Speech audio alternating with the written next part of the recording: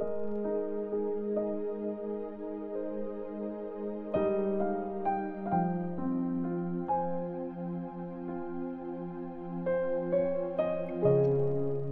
Corinthians chapter 1. Introduction. Para sa Church ng Diyos na nasa Corinth, tinawag para maging bayan ng Diyos. Sila yung mga nakipag-isa kay Christ Jesus, kasama ang lahat ng mga tao sa lahat ng lugar, yung mga sumasamba sa Panginoon nating si Jesus Christ, ang Panginoon nating lahat. Galing to kay Paul, pinili ng Diyos para maging apostol ni Christ Jesus, at galing din sa kapatid nating si Sostenes. Sana okay kayo, maayos at nararanasan nyo ang sobrang kabaitan ng Diyos na ating Tatay at ng Panginoon na si Jesus Christ. Mga blessings galing kay Christ. Lagi akong nagpapasalamat sa Diyos kasi naging sobrang bait ng Diyos sa inyo dahil kay Christ Jesus. At dahil united kayo kay Christ, naging mayaman kayo sa lahat ng bagay, sa salita at sa kaalaman. Mas lalo pang tumibay sa inyo ang katotohanan na sinabi namin tungkol kay Christ.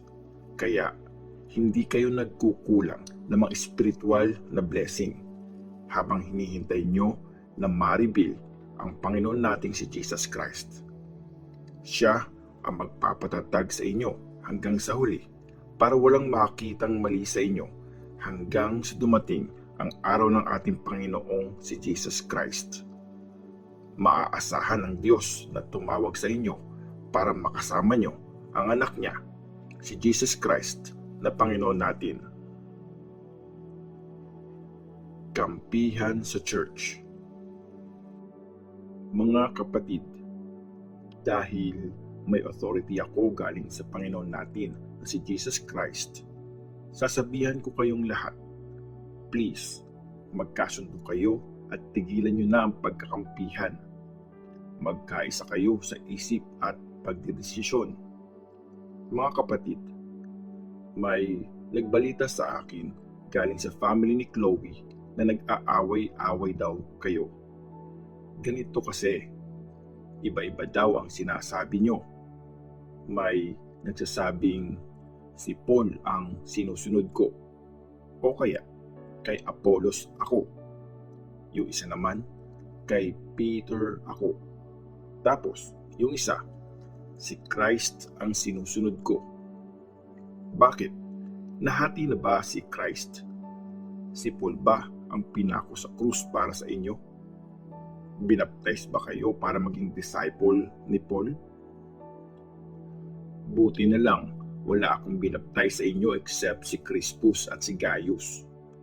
Kaya, walang makakapagsabing binaptize ko kayo para maging disciple ko. Ay, oo nga pala, binaptize ko rin ang family ni Estepanas. Except sa mga yon, wala na akong maalalang binaptize ko pa. Hindi ako pinadala ni Christ para magbaptize. Pinadala niya ako para i-preach ang gospel sa simpleng paraan na naiintindihan at hindi kailangang magpa-impress pa. Ginagawa ko to para hindi maagaw ang atensyon sa kapangyarihan ng pagkamatay ni Christ sa krus.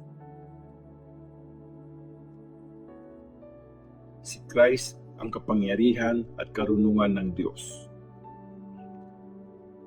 Para sa mga naliligaw, walang kwenta ang mensahe tungkol sa pagkamatay ni Christ sa krus.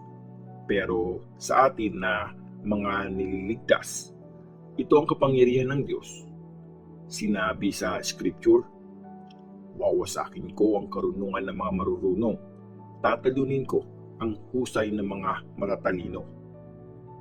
Ano nang mangyayari ngayon sa mga matatalino? Yung mga teachers ng law? Yung magagaling sa debate ngayon?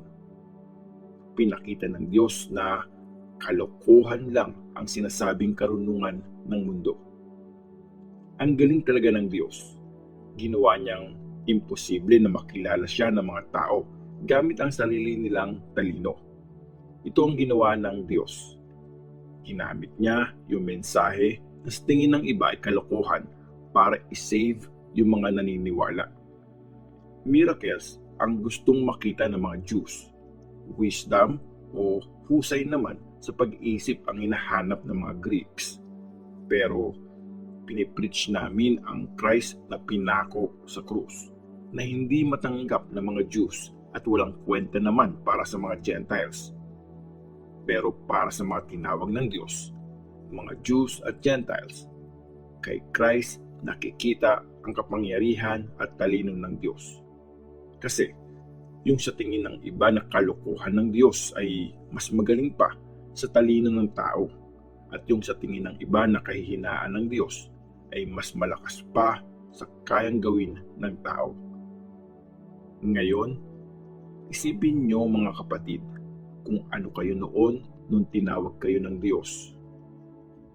Kung standard ng tao ang basehan, ilan ba sa inyo ang matatalino, may kapangyarihan, at mataas ang pwesto sa lipunan? Konti lang, di ba? Pinili ng Diyos ang tinuturing ng mundo na walang kwenta para ipahiya ang marunong, at pinili niya ang mahina para ipahiya ang malakas. Yung sa tingin ng mundo kawawa at walang kwenta. Yun ang pinili ng Diyos para wasakin yung mga bagay na sa tingin ng mundo ay mahalaga. Ibig sabihin, walang pwedeng magyabang sa Diyos. Pero galing sa Diyos ang buhay niyong kasama si Christ Jesus. At galing kay Christ ang talino natin. Dahil din kay Christ, ginawa tayong matuwid ng Diyos. Ginawa niya tayong banal at niligtas niya tayo. Kaya sinasabi sa Scripture, kung meron sa inyo na gustong magyabang, ipagyabang niya ang ginawa ng Panginoon.